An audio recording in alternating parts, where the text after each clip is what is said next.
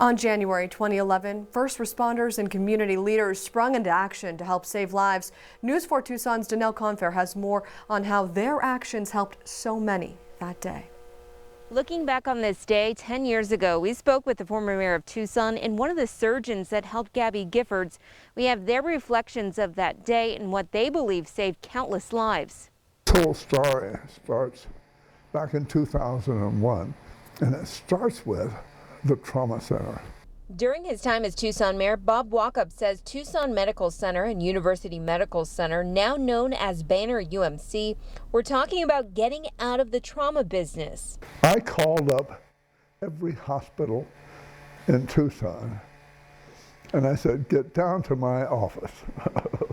And we put together a trauma center at UMC. By 2009, Tucson Medical Center had followed suit. On that Saturday morning, we had double staff at the trauma center. Mayor Walkup says his efforts to keep a trauma center in Tucson could be the reason Gabby Giffords is still alive. You tell me whether that's coincidence or divine intervention. Whatever the case, Walkup says it's clear Dr. Peter Ree and his team of doctors who helped build UMC's trauma center were critical that day. You know, to see the system that you set up and designed work well was very good and a positive note. A positive note in a tragic day, in a tragic time. In the aftermath of the shooting, Mayor Walkup says he immediately went to the trauma center to check on Giffords and the others injured. Mark had arrived at around 10 o'clock.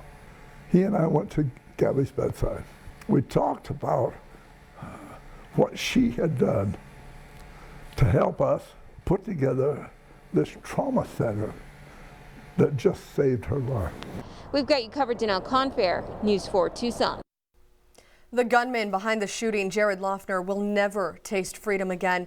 He is serving 7 consecutive life sentences in prison, plus 140 years without the possibility of parole. He pleaded guilty to killing 6 and wounding 13 others in exchange for the government not seeking the death penalty. He was diagnosed with schizophrenia while in custody.